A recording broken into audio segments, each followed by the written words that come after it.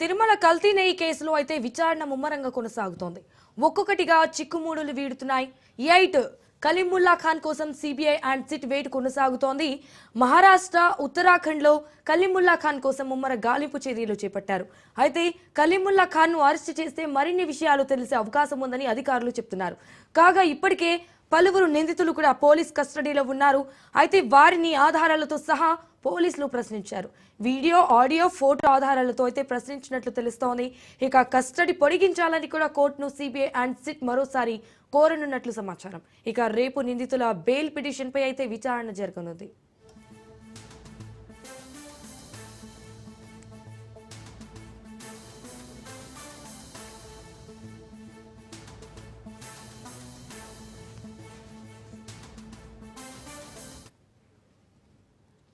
తిరుమల కల్తీ నెయ్యి కేసులో అయితే విచారణ ముమ్మరంగా కొనసాగుతోంది.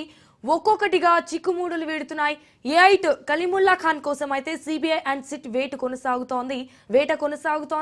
మహారాష్ట్ర, ఉత్తరాఖండ్లో అయితే కలీముల్లా ఖాన్ కోసం ముమ్మర గాలింపు చర్యలు చేపట్టారు. అయితే కలీముల్లా ఖాన్ను అరెస్టు చేస్తే మరిన్ని విషయాలు తెలిసే అవకాశం ఉందని అధికారులు చెప్తున్నారు. కాగా ఇప్పటికే పలువురు నిందితులు కూడా పోలీస్ కస్టడీలో ఉన్నారు. అయితే వారిని ఆధారాలతో సహా పోలీసులు ప్రశ్నించారు. వీడియో, ఆడియో, ఫోటో ఆధారాలతో ప్రశ్నించినట్టు తెలుస్తోంది. ఇక కస్టడీ పొడిగించాలని కోర్టును సిబిఐ అండ్ సిట్ మరోసారి కోరనున్నట్లు సమాచారం. ఇక ఇదే విషయానికి సంబంధించి మరిన్ని డీటెయిల్స్ మా ప్రతినిధి సురేష్ ఫోన్ ద్వారా అందిస్తారు. సురేష్, ఇటు రేపు నిందితుల బెయిల్ పిటిషన్ పై అయితే విచారణ జరగనుంది అన్నట్టుగా తెలుస్తోంది. తిరుమల నెయ్యి కల్తీ విషయంలో అయితే దీనికి సంబంధించిన అప్డేట్స్ ఏంటి? ఏదైతే దేశవ్యాప్తంగా సంచలనం రేకెత్తించిన శ్రీవారి లడ్డు తయారీ నెయ్యి కల్తీ వ్యవహారంలో కీలక పరిణామాలు చోటు చేసుకుంటున్నాయి.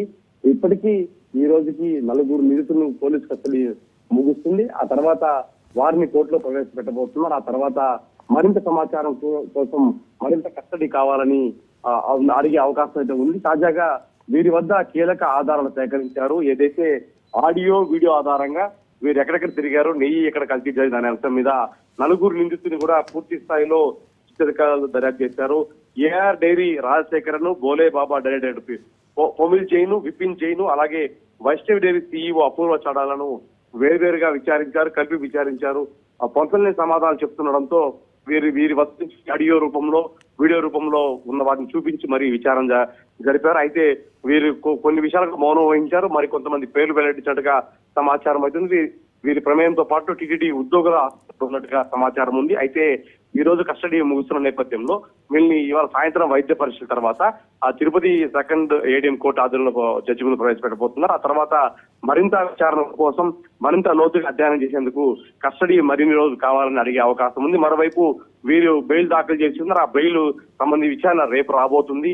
ఇప్పటికే ఈ కీలక పరిమాణ అంశంలో చాలా మంది పేర్లు బయటకు వచ్చినట్టు తెలుస్తుంది. అయితే చాలా లోతుగా విషయాన్ని గోప్యంగా సిట్ అధికారులు సిబిఐ విచారణ చేస్తుంది.